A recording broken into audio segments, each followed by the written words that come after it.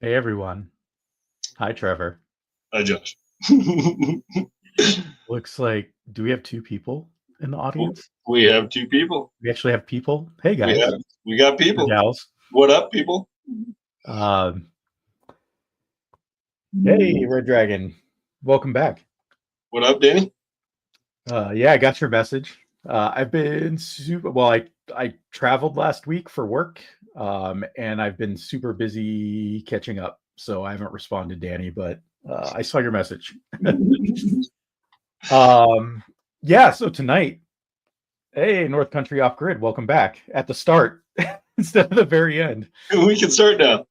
Um, yeah, so tonight, I think we're going to talk about customer base. Before we get into that, oh, hey, Fred. Fred and AJ. Is it Fred and AJ or just Fred? This is Well, they're Fred. probably Yeah, sitting around yeah, it's Fred. listening. Yep, yep. Hey, guys. First off, introductions. Yeah, go for it. My name's Trevor. I'm with Ball Labs here in Denver. I mainly breed ball pythons, but I also work with other species like carpet pythons, boas, GTP or ATBs. Sorry, I'm out of the GTPs now. And then I also breed rodents, rats, and ASA. ASFs. So that's me, Josh. Awesome. Yeah, I'm Josh with Critical Hit Exotics, mainly ball pythons, and I have some micro geckos. Um, Kind of deciding on whether I want to go down that road or not.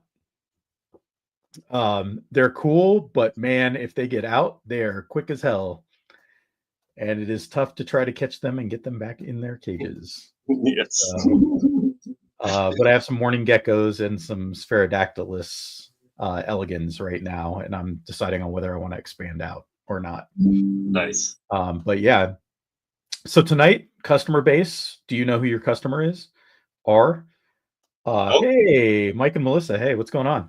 what up? Oh, Uh, thanks, North Country. That is a pretty awesome logo. I appreciate it. Thank you, brother. Thank you, brother. so I think it's knowing who your customer is versus what you're producing and where you're selling those things. And then like looking at your collection and knowing when you need to adjust so things line up correctly so you can actually sell your animals because uh it can be tough right now trying to sell some animals. So but with that, hey, what's going on? Oh, got both of them on. Yeah. Nice. Let's Yeah, you want to get started? do it. All right. Let's do it. All right. So, first topic. Yeah. Customer types. What kind of people out there are buying snakes? So, I think the three main categories. What's up, 217? What's up, Will? What's going on, Um, everyone? Jay Jay Slithers? Slithers. What's up, brother? He's also a local guy here. He will be on the FNA show with us, I believe, on the 16th. So, what's up? What's up? Customer types. So I think the three main customer types there are um, pet pet owners, right? There's number one. I guess there's four: pet owners, entry level breeders, mid level Yep. breeders, and then the top tier guys, right? What up, James? Thanks for coming. So that's I kind of the think I'll breakdown. go one lower One from lower, pet. okay. Wholesalers. Wholesale, yeah, Yeah. true, true. I feel like wholesalers can fall into multiple categories though. Yeah. Like I currently am looking for, actually I'm not looking anymore. I was looking for wholesale deals to fill up a table that's coming up next month. um, and probably for AARPE too. But I think a wholesaler can fall into multiple categories. There are obviously the wholesalers that deal with like pet shops. You wholesale to a pet shop. Um, there are very large companies that wholesale that are like busting out 10,000 animals a year. those guys wholesale to like Petco, PetSmart. Yep. I know of some of those as well. So that is another category too. But I don't know that would fall so much into what we're looking to do or looking for. But Yeah, it could be. so I guess the traditional way to look at wholesaling is that the byproduct that you make that isn't quite the stuff that you bring to shows, trying to find somebody that's going to buy 10 to 20 snakes at once. It's just you're giving them a deep discount to do. Right. And depending on the person that you find, that is going to buy animals to like fill up a show, fill up the table for a show, right? Like you can end up not really wholesaling, but just getting like half off. Yeah. When I talk wholesale, like I'm talking like you're getting like $15 an animal. Right. You're just trying to get rid of them. So, and usually it's the normals, the Enchi, yellow belly pastel. Yeah. In that range of stuff. Not saying that it's not a good pet, but and we can talk about it because like I think the thing you sell the most at some of the local like smaller shows are normals. Yeah. So for me personally, it would be I would be a long ways off from ever looking to wholesale animals, because of the fact that I do, contrary to popular belief of some breeders out there, I do like selling on Craigslist and Facebook. I am happy to meet somebody in the King Soopers parking lot for a pastel, for them to get their first animal for $25. I really don't care. I like that interaction, and so it would be a very I'd have to be producing a lot of animals and need to get rid of a lot of animals at one time. Okay, we got 6 people watching. Who hasn't picked up an animal in a parking lot somewhere? Right. I think there probably is. This is probably true. This is very, very, very true. No, I mean that I think that's part of it too, unless the person is selling to like pet stores or I've seen people at the shows where they at the end of the show they'll run to vendors, wholesale a bunch of stuff because they're driving to the next show. And they're just continually filling their table by going show to show to show to show. Right. And I know people with indigos and if people are keeping hots, like people that have cobras and stuff, that like some of these are going to end up as snake food. Yeah. It's going to happen. So that's, that definitely happens, of course. But I think my goal would be to try and meet a new pet owner in a King Super parking lot, right? Yeah. For a cheap snake. That's fine with me. I don't mind doing it. I sell all kinds of stuff on Craigslist and Facebook Marketplace for cheaper than $25. I had somebody come here yesterday to buy a $5 toaster. I mean, come on. So I don't care about that kind of stuff, right? So wholesale, we're talking 25 and under people buying in bulk, and you're giving them a deep discount. Right. Where's your pet range?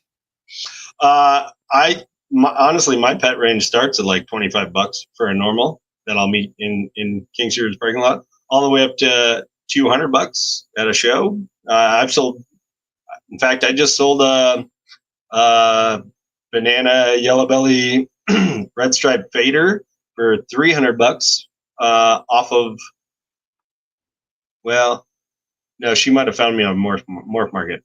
But I went and met up with her, and it was 100% a pet. I sold it with a tank, so it was $300 with a tank, but it was a pet, right? So yeah. And you hear, like I was just watching, I think Bob was on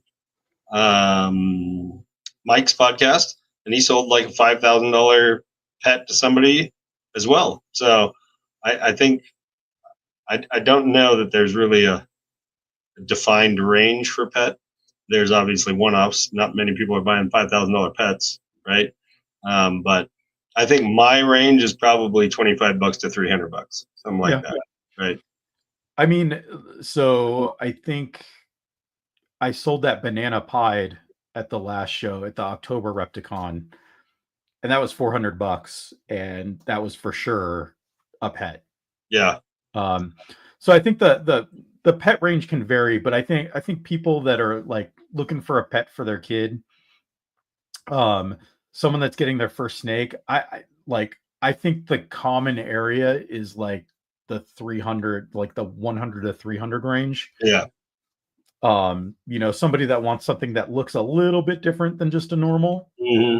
like so they're looking for a banana or like an OD, Right. or a cinnamon, or something that looks a little bit different, even like an albino. I Right. mean, pieds, 300 is Yeah. about the range just to get a regular pied, maybe even a little less now, probably. Yeah. Um, 200. but that's kind of the range, and I think then when you get into the mid range, like 300 plus to probably like 750 is kind of Yeah. like the entry level breeder Yeah. range. Somebody that has done enough research to know like they want to get into recessives, they want a couple codoms mixed in. That's kind of where I think you're getting to that entry level range to mid Mm. level range. And I think different regions are going to be a little bit different, but I think about my collection as an example, and I think the most I spent on an animal was the banana Enchi leopard het clown ready to breed female, the proven breeder female from Brock, Gotcha. that I bought late last year, and it was specifically to fill a breeder gap. It's got banana. Yeah. It's to like first I did my first shows last year. Bananas, pieds, bells. Those are the Yeah. first things to sell. People just want to look at them. So I wanted to make sure to fill that gap. And it also, like, my male and my backup male both have spot nose, and this one had leopard. So I'm like, oh, I can make Batmans possibly Right. with the pairing. So I can make a couple like mid-range things as well. Um, but for me, I think if I prorate every animal that I have and the average price that I've paid, I don't think I've spent more than $300 per animal. Nice. And like, there's definitely, uh, it's not all bangers in there, but early on, I was like, okay, almost everything I have is het for something. Mm. Um, and I have a male to pair to them, so it's like I'm always making a visual with another het. Mm. So I'm trying to do my pairings too, where it's like, oh, I have this Mojave or this uh Phantom Cinnamon het hypo girl. Yeah. And it's like, well, okay, let me pair it with the clown het hypo boy that I have that is also leopard. So that way I am uh possibly hitting the hypo, but it's for sure also going to be het for clown. Right. Plus it's got some codoms in the mix. So like I'm kind of moving up to the double hets or single recessive het. Hmm. Um and then building my collection that way, because eventually, I want to push it up and up and up.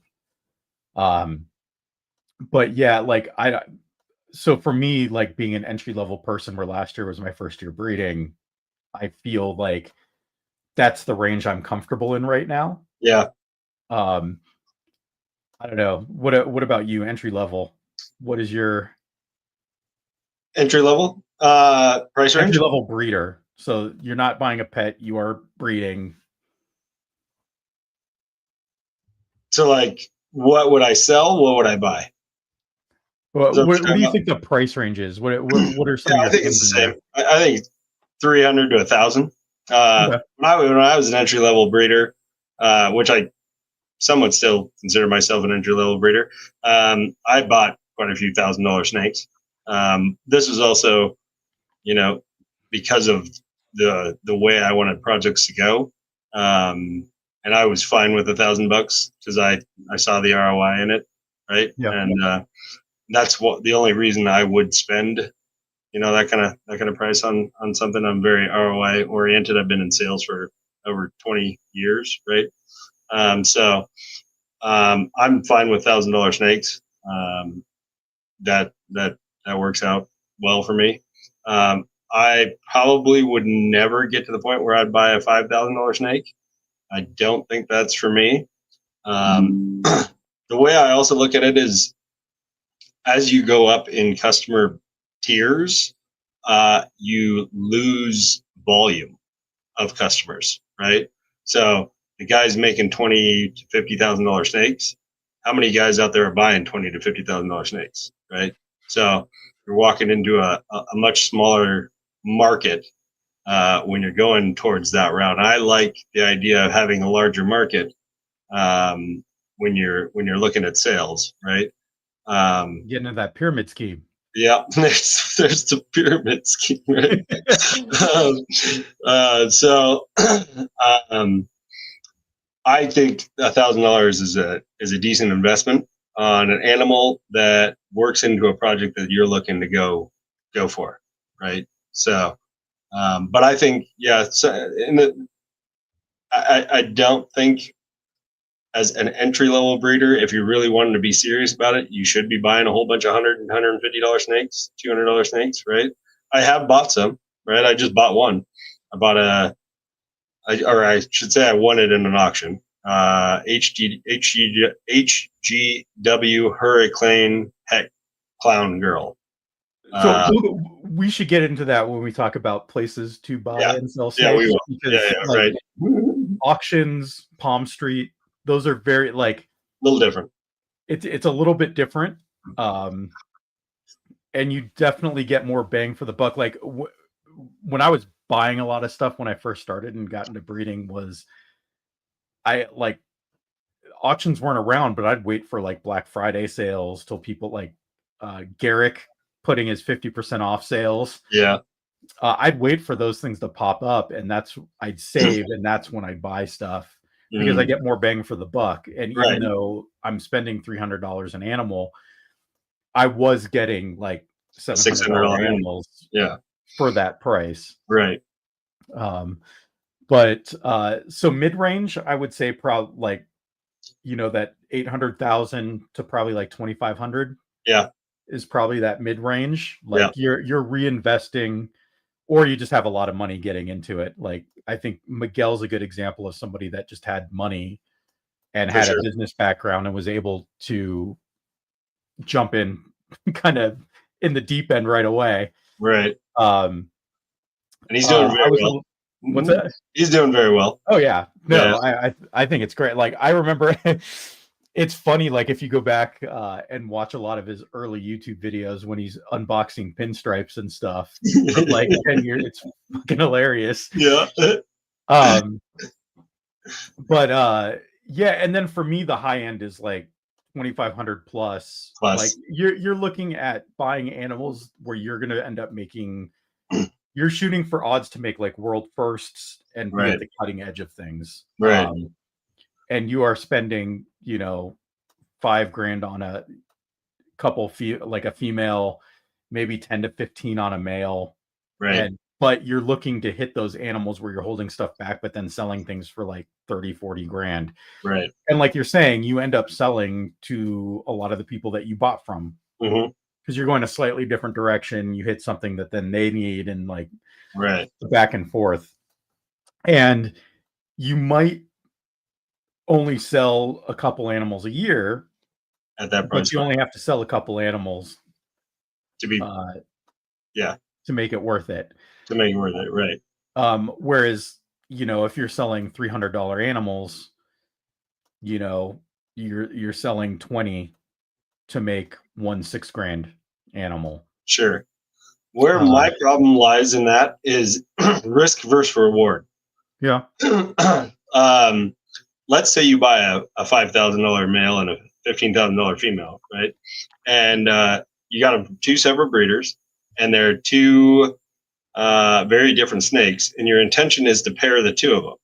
Well, if you pair the two of them and the result is nothing that anybody wants, then that was a failed move, right? Yeah. So, and you run into that problem when you are targeting a very, very small market, right? You're trying to sell, other $10,000-$15,000 animals, and there's only a handful of people that buy that at that price point. If you don't make exactly what they want, you're not selling that animal, right? Or you're deeply discounting and being very disappointed in what the animal actually sold. Something to be said about spreading out a little bit too, because like, again, if you're going to spend 5 to 10K on a male, that's your banger male that you're going to put to 5 females that you have. But then that male doesn't want to pair with anything. Mm-hmm. Doesn't want to lock. Sure. That's that could be bad. That could be bad. Which you should always have a backup male, by the Right. way. I think I've learned that, and I have backup males for all my projects now. So good move. But so let's talk about the different places to sell your animals. What up, Snake Man Pet? Hey, man. Welcome to the channel. Real quick though, Danny pointed out, do you police anybody that you sell to? Oh, I thought you were going to talk about our Ponzi scheme. No. It's a little bit further back. Yes, I've gotten weird vibes from people. Do you police anybody that you sell to? Where was that one? I didn't see that one. Oh, yes, here it is. Okay. Yeah. How about this, everyone? Do you police who you sell to? So, go ahead. You were starting. I was going to say, like, I haven't done this very long. I've done 2 shows, and I did a parking lot meetup from a morph market sale. I've gotten some weird vibes from people coming to my table at the show. And like the dry goods stuff, no problem. Buy all the dry goods you want, but like definitely was a little sketch. Sometimes it's like, I think this snake's going to end up being food and I don't want to sell it. But sometimes it's just like, I don't think this kid is ready yet. And you talk to their parents and they seem like not interested at all, but they're like willing to let the kid buy a snake. And it's like, well, okay, do you have this? Do you have this? Do you have the setup? And they're like, oh, whatever. It's like, well, usually what you do is you just point them to like one of the pet store tables. Right. Go like, why don't you go buy everything, come back, and when you have everything, then we can talk about the snake. Sure. So totally had that. Definitely policed before. Yeah. Totally have had that. On the flip side, I've totally showed up to King Supers and thought the person was on drugs and said, no dice. Right. Yeah. And not like weed drugs, right? Like, yeah. So, I do care about these animals for sure in that sense, and I'm not letting them go to that kind of a situation. Also, I don't want to get a call in a month that the animal's not eating and it's on the brink of death, and can you refund my money and bring it back? And now I've got a animal that's not doing so well, right? So you also have to think about that in the future. So yes, I definitely have done some policing. And I think what helps me is that I'm not in this for the money, right? So I'm not hurting to make sales. So if somebody gives me the skeevies, I'm okay with passing on the money and hanging on to the snake and selling it to somebody else, right? So, yeah. I'll also say on the flip side, if there's a kid that comes up to my table and can tell me everything and is prepared, but the parents are like, yeah, we just don't have the money for it, I'll cut them a deal because I'd rather the kid have the snake and I know he's super into it than like waiting for somebody else to come by and buy it for $100. Anyway, good. So where are you selling? So I am across the board, right? I'm definitely across the board. Craigslist, Facebook Marketplace, shows, Morph Market. I've just recently done my first Palm Street auction as well. I have been talking to or I've expressed interest and told Jessica that I will happily go on and do an auction on the Holdback Rack podcast as well. And one of my goals, if you guys watched the goals for 2025 video that we did, I want to put together a website for this year and have a standalone website outside of Morph Market as well to sell animals on also. So I want to be spread all the way across the board so that more people can find the animals, right? Yeah. Yeah. So I've done local show, done a couple of those, and a Target parking lot pickup from a sale from Morph Market. Okay. It was a local guy. It was on Christmas Eve. Oh, yes, this was the clown, right? Yeah, this was the clown female. Yeah. Okay.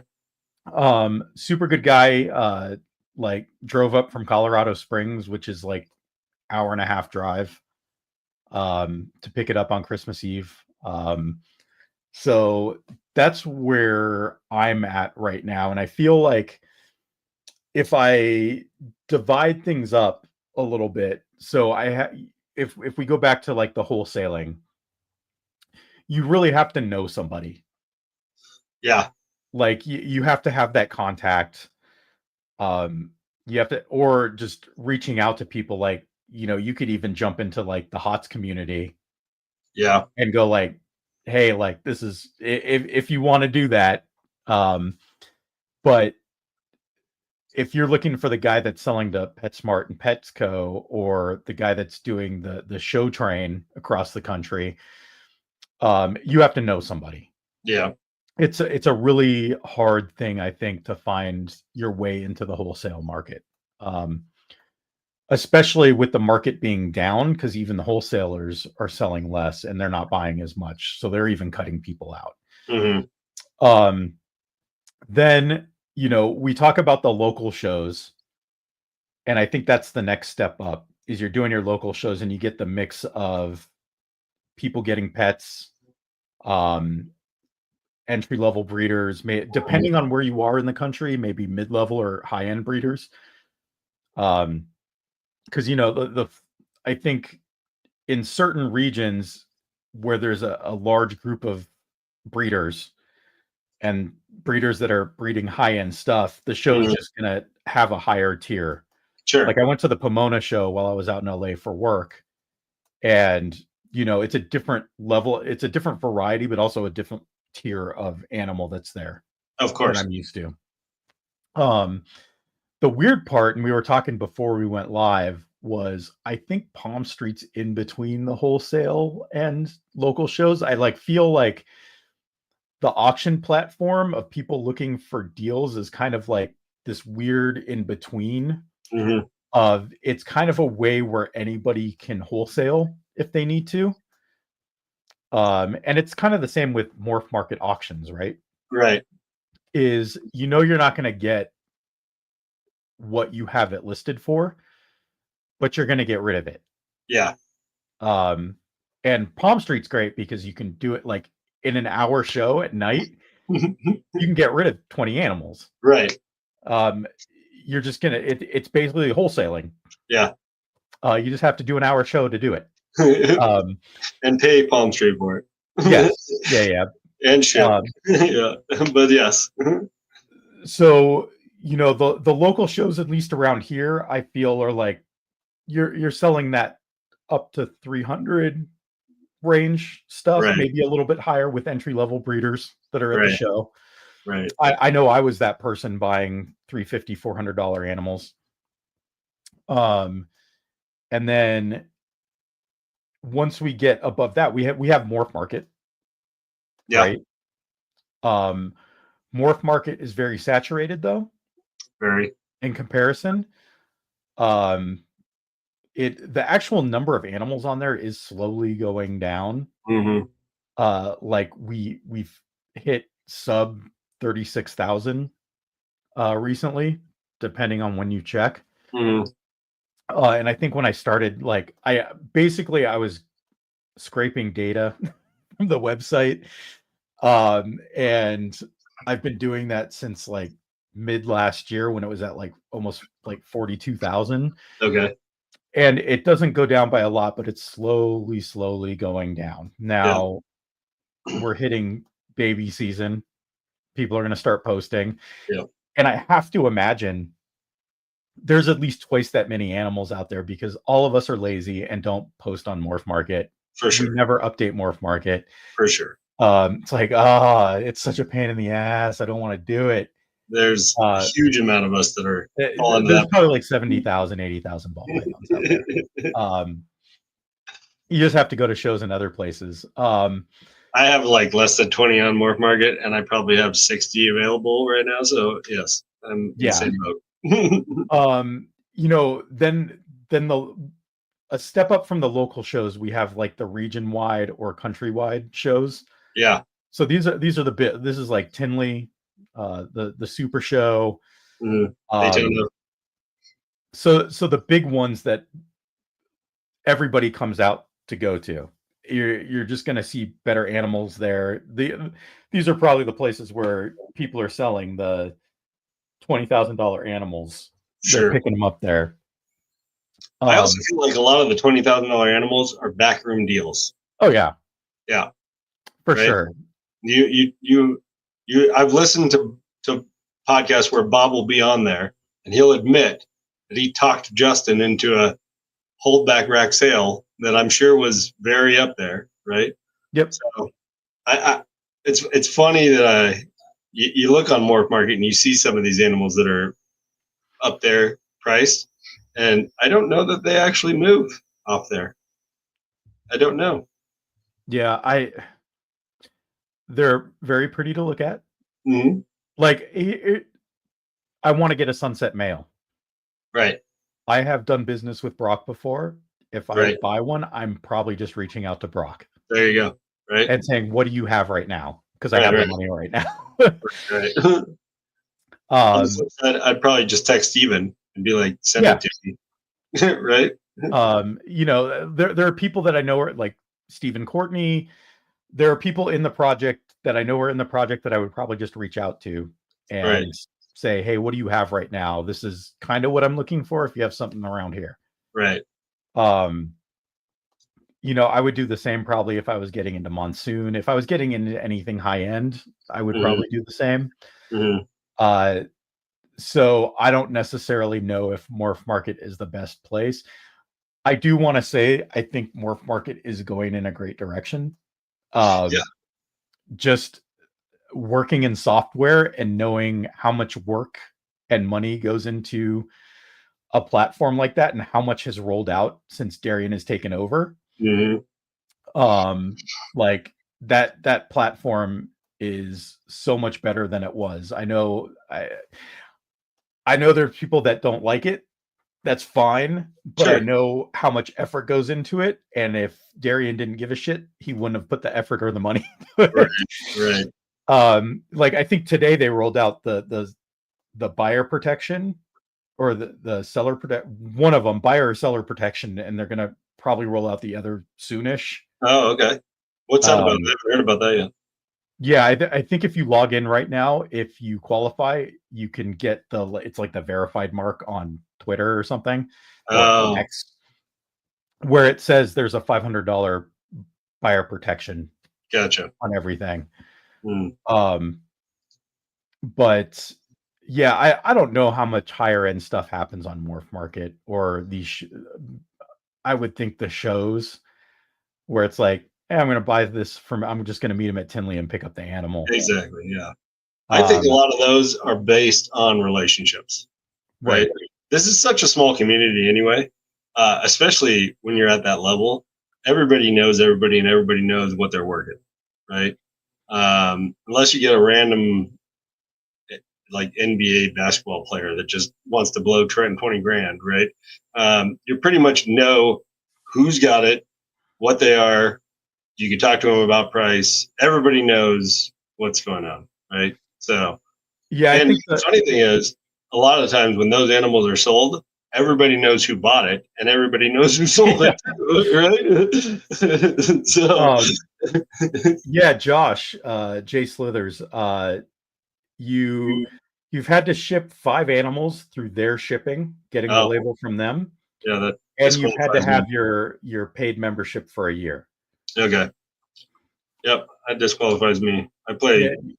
I've only sold 1 animal, and it was a local pickup. So, I yeah, I play. mean, but it's an option. I'm sure it'll expand. I think they just want to make sure the people that they are guaranteeing, since it ultimately comes out of their pocket, are people that have used their services. Yeah, yeah.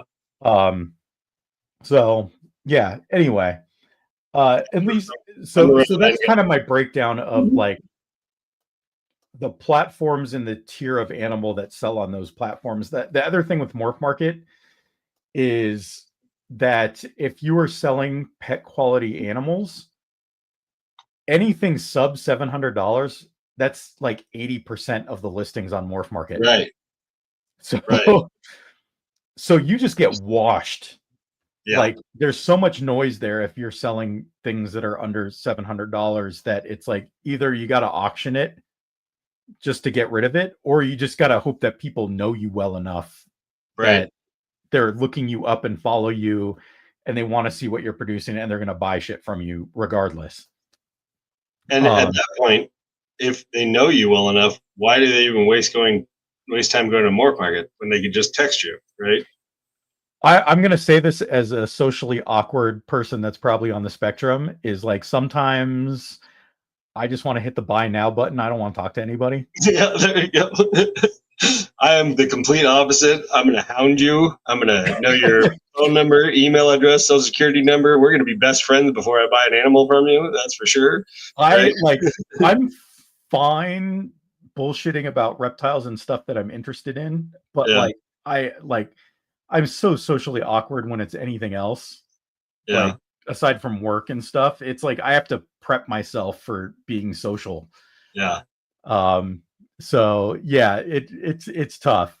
Um, but yeah, so like, the family kid friendly pets, the mid range, the high end, and all the platforms. And I think my big thing, and why we were talking about like the different customer types, what you're producing and knowing what you're producing. So like me, I know the stuff that I am producing, my byproduct, the stuff I am not holding back, is probably in the 300 to 800 price range.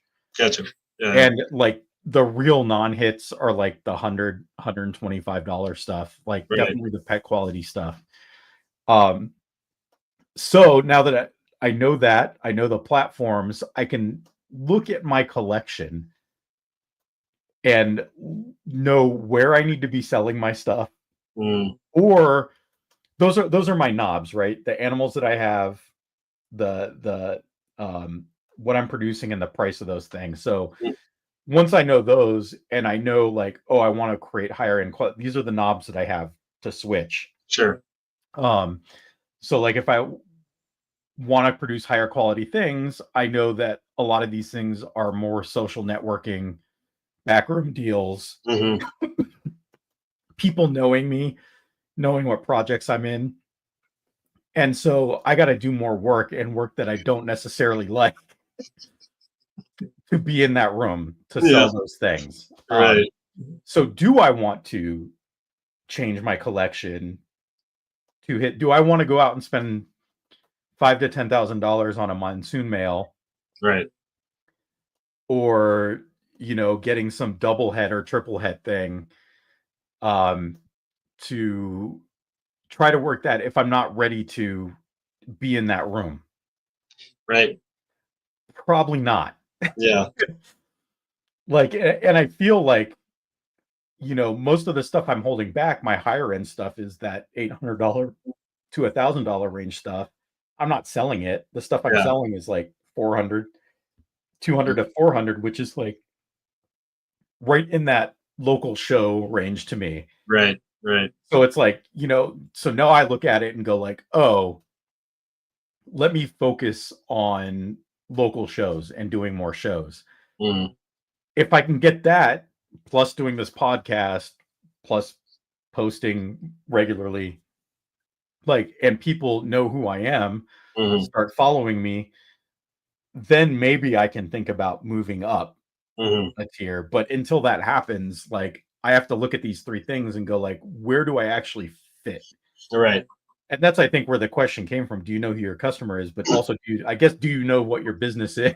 Yeah. Do you know where you And fit? how everything kind of slides together.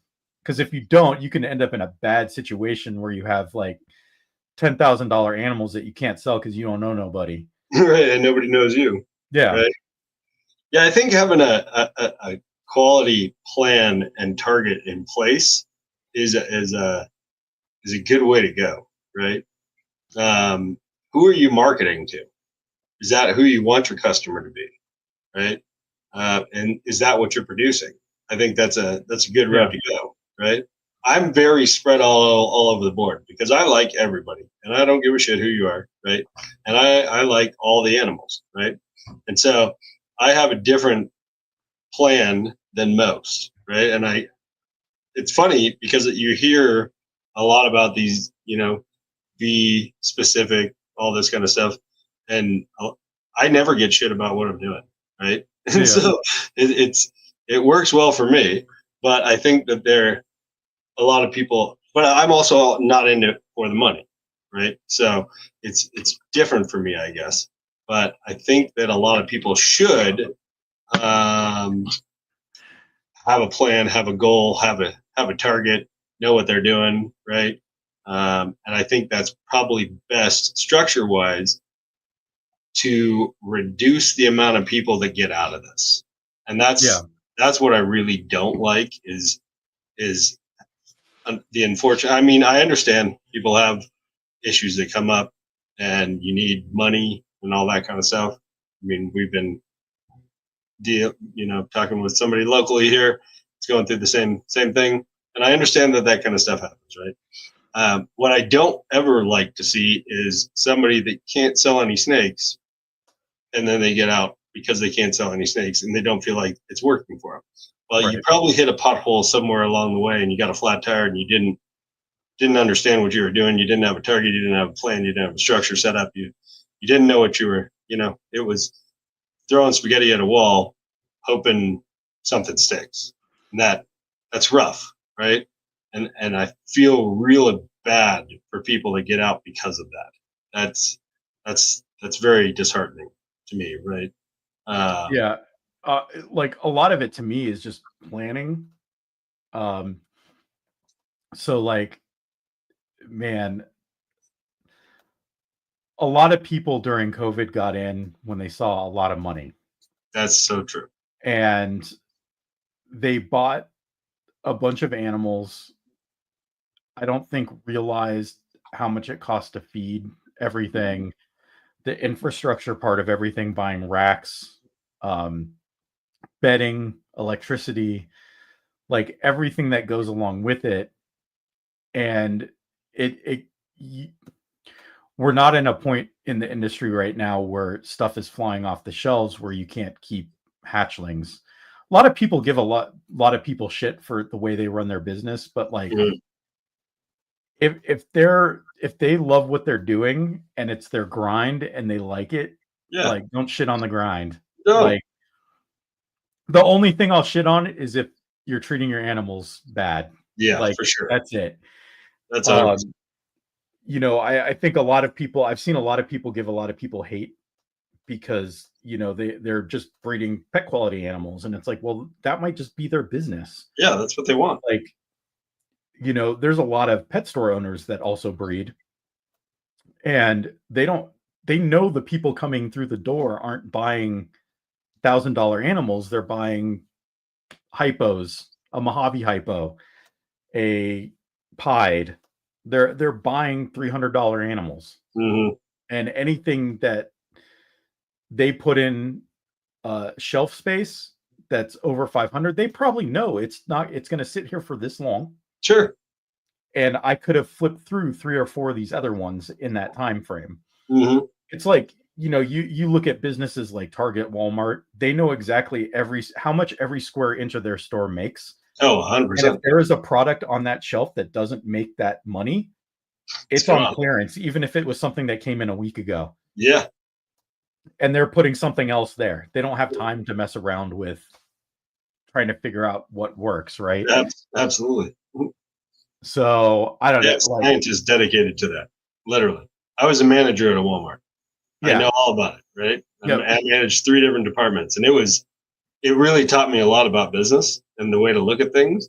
And also, thinking back on that experience, I know that I don't want to do that to this business because fuck that. First off, it's yeah, I this is completely different than that for sure. For me, I'm not going to impress or press that kind of a structure on my business as far as Ball Labs go, because I don't. yeah, Yeah. yeah, James. There's man, I've done a lot of shit, and there's a lot better ways to make money. Oh yeah, 100%. Um, Ways to make money where I don't have to clean a bunch of shit. Right. You know, but I like Really, doing there's it. two Like, ways. I believe there's really 2 ways to make money in this business and make significant amounts of money. Either dump a shitload in the beginning, yeah, right? Or have so much passion about the animals that you stick it out for the long haul and then you become one of the big guys, yeah, right? And that's the only 2 ways. There's no quick buck on this. This is not buy a stock in the morning and hope it triples by the afternoon. It's it should never. That's right, Fred. It should never be the main motivation. The animals should be right. the main motivation, right? So it's hard for me to even call this a business, even though I have the LLC, I have the EIN, I have the business bank account, and all that kind Yeah, of stuff. I don't look at this as a business, right? I have plenty of other ways to make money than snakes. I hate to say it, but my main goal is to build out the bottom of the pyramid, right? I want to get more pet keepers to buy pets and then buy multiple animals and grow out the industry more that way than anything else. That's yeah. I mean, like, if you foster that kid that's buying their first snake, or the someone that's just getting into breeding, and you make it a positive experience for them, mhm, and like, that doesn't just mean be nice when they come to your table to buy a snake. mhm, That means, like, hey, by the way, if you ever need anything, reach out. Like, have you thought about this? Have you planned this out? Like, oh, if this is what you're doing, be prepared for these things. right, It's doing that little extra work, right, because if they get there and they're not surprised and they had a plan, and like, oh, it's not a bad experience for them, even if mhm, the market's down, whatever, they're more likely to stick around. yeah, If you show them, if you extend that olive branch to them, they're also more likely to extend that olive branch to somebody else that comes to their table in 2 years, three sure, years. Um, like, a good example is what, fuck, who was talking about, just if we got 10% of Snake Discovery's user base to buy a yeah, ball python, we'd be sold out of ball pythons. sold out, right, Um, but it's a lot of times it's the gatekeeping that keeps people out of it, because they're just like, true, fuck, like, I like, going back to the pyramid scheme in that Caleb Hammer episode, yeah, is like, not the Theo Vaughn clip, but if you watch the whole episode, right, I don't necessarily think his breeder friend did him dirty or anything. no, I just think that guy is trying to do too many hustles, but doesn't have the grind mentality to yeah, follow through. yeah, Because when he's going through the thing, he's doing power washing, he's doing all this stuff, and then they're saying, "Well, are you taking power washing jobs?" And he's like, "No, I'm tired after work." It's like, well, okay, what are you doing here? yeah. So, like, it's an interesting thing. Like, I watched the full episode. I've watched his stuff before. Yeah, When he had, again, coming from video game background, games mm, industry background, he really popped off after he had Boogie on, who was mm, a YouTube personality from way back.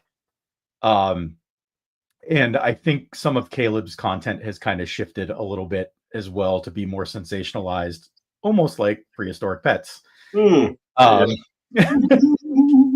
so yeah, I mean, take it for what you will. I think he goes overboard, but also that guy probably just needs to buckle down and follow through on all the scheming stuff he's doing. Right.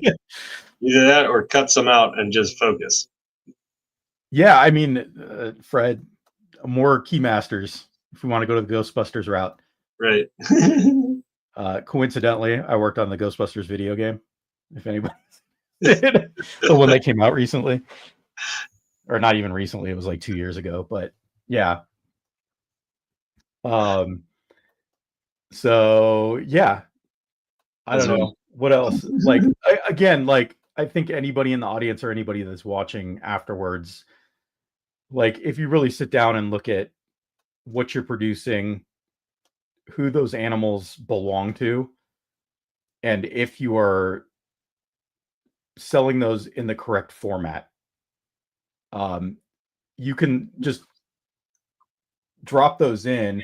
If something is misaligned, you can correct it. mhm.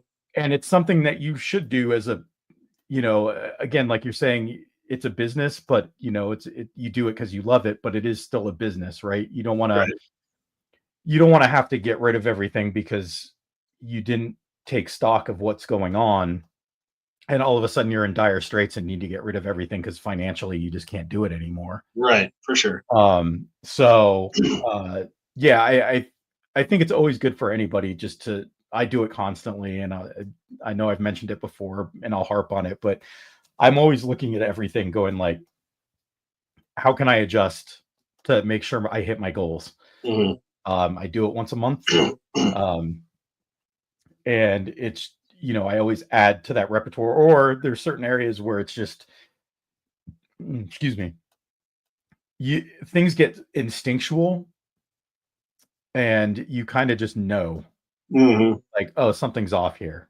Right. Let me adjust. Yeah. But sometimes you do need to sit down, work through everything, break it apart, and then Reconstruct if you have to. reconstruct. Right.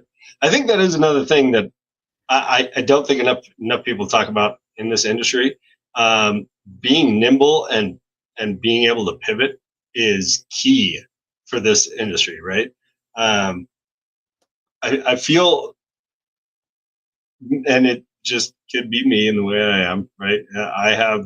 I'm known as the guy with 100 different genes, right? And if Justin releases a video on a new gene and you don't work with it, you're missing the boat, right? And you can go out and buy that gene up and start working with that gene and hope that you can catch the wave, right? I have the gene already, right? Um, and I like that, but I think it's scary to me, and why I do it the way I do it is I don't want to be in the. Obviously, if you're in clown or pied, this is never going to happen to you, right? Those are the two king and queen genes. But if you focus on one gene or a direction, right, and then that gene just goes by the wayside, you have tanked quickly, Yeah. right?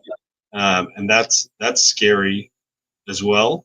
Or you hear some of the horror stories that happened back in the day, the desert gene, Yeah. spider, and even spider still has obvious issues, but being able to pivot, I think is huge, and not being so locked into one direction is very beneficial,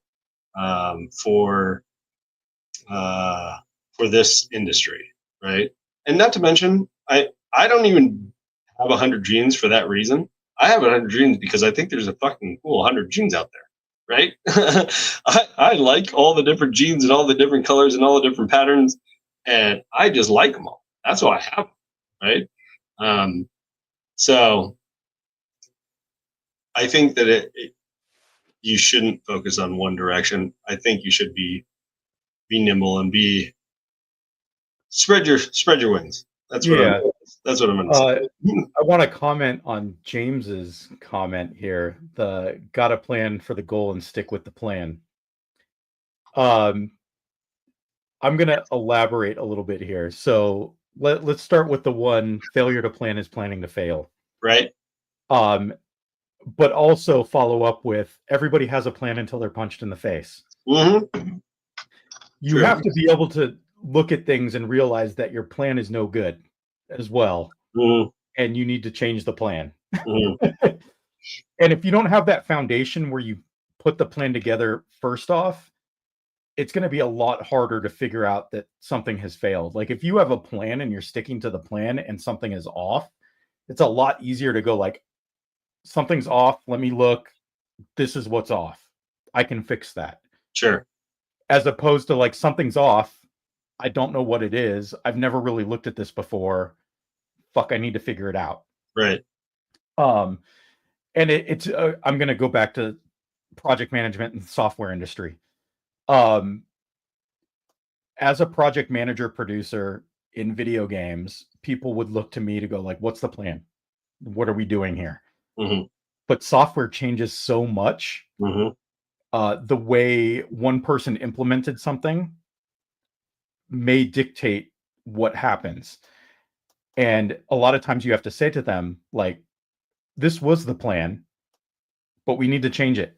So tell me what's going on. Right. Like it's an ever evolving thing. A plan is something that is a living thing.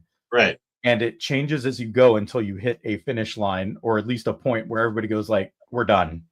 It is like the things that I saw early on in my career, the things where they made a plan and they stuck to it till the end, never resulted in a good game. No, it doesn't. What ended up happening is we started making the game to this plan. We start playtesting the game sucks, but nobody wants to change it to make it better because they want to stick to the plan, and the game finishes and it still sucks and it doesn't sell and everybody is out of a job. What you need to do is go, this is what we think is going to be what we want to build, get to a point where you can play test it as quick as possible, and then change the plan. Go like, okay, this was fun, this was not, we should do this now.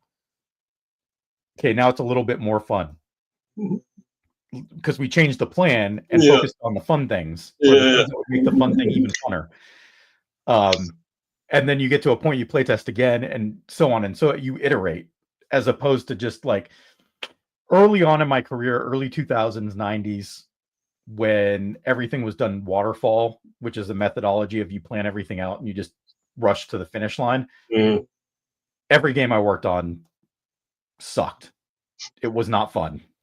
And then people start complaining that, like, what happened? It's like, well, nobody was playtesting, or people were playtesting and not saying the game sucked.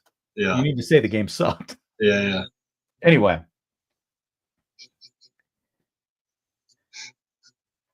Yes, Mike. It helps. Even if you don't do a traditional one. I know I actually I met Mike at the AARPE, and I know, Mike, you work at DevOps, right?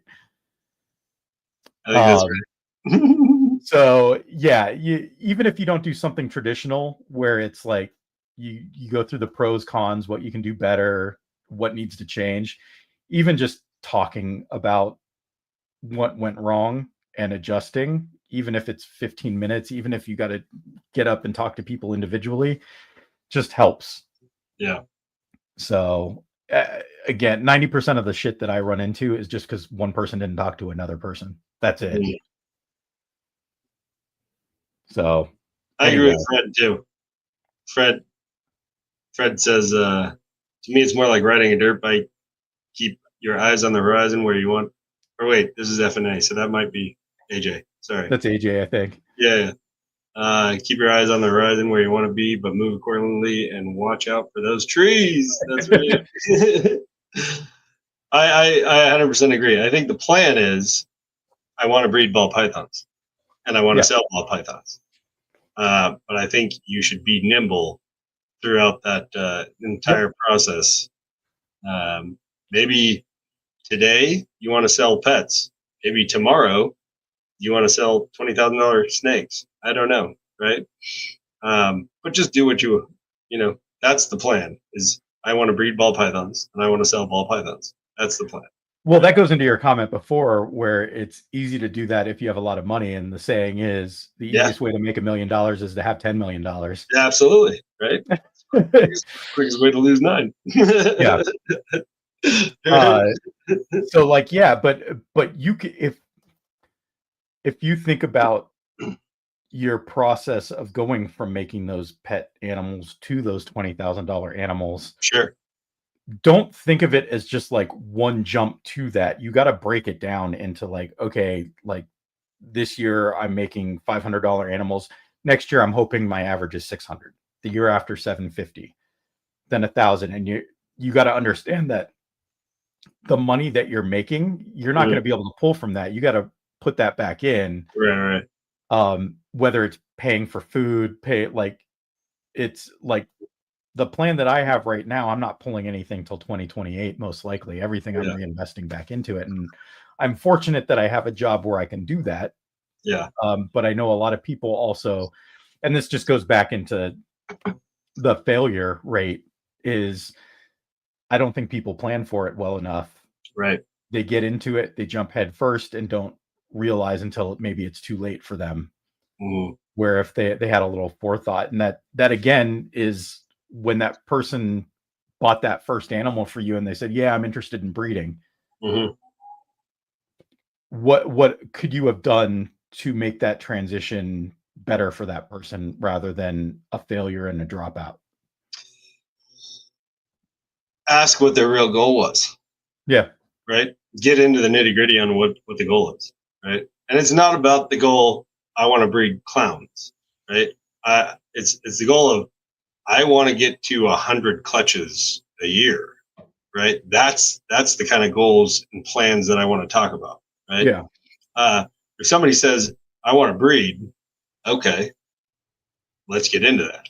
You want to breed the one male you bought from me to the one female that you already have? You're a breeder. There you go. It happened. Great. That's your plan. Cool. I want to get to 100 clutches, but I also work 70 hours a week doing something else. You're not getting there. You're going to fail at that, right? I mean, maybe if that 100 clutches is 10 years down the road and you're not working 70 hours a week anymore, right? That could be, sure. But let's get into the nitty gritty so that you don't fail, right? And I'd be happy to help you along with the process, right? Not a problem.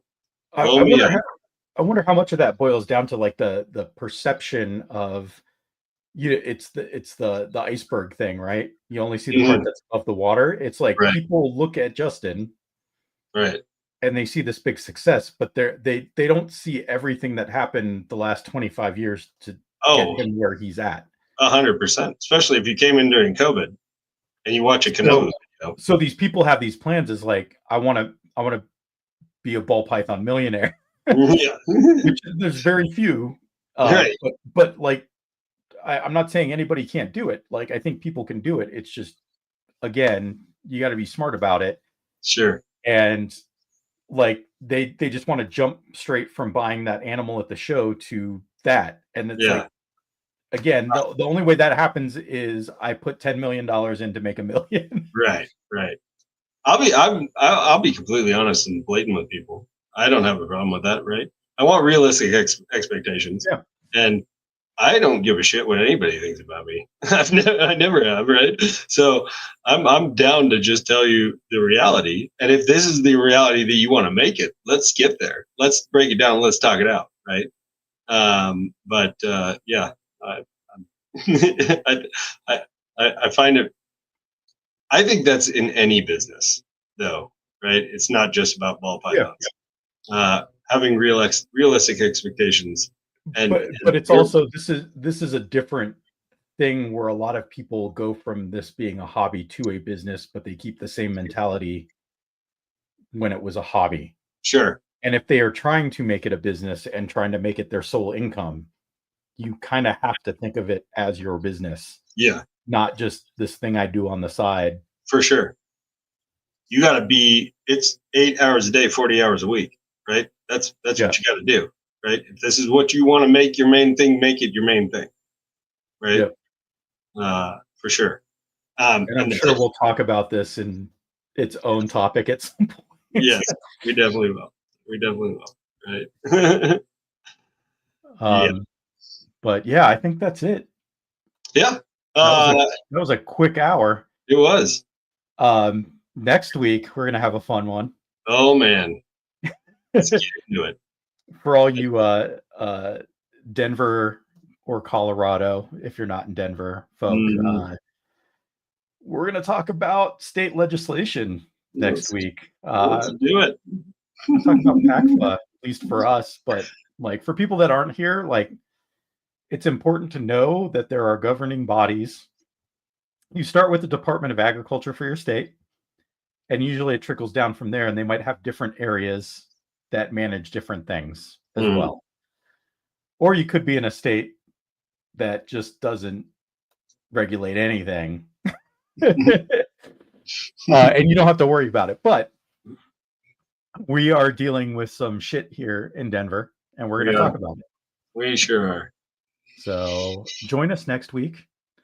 Thanks for everybody that came out. Had a good crowd. I'm super excited, man. Yeah. And please like, share, and subscribe. Yeah. Because we want to see more people in the comments. We want to chat with you guys. I don't feel like we chatted a whole lot with the comments this time.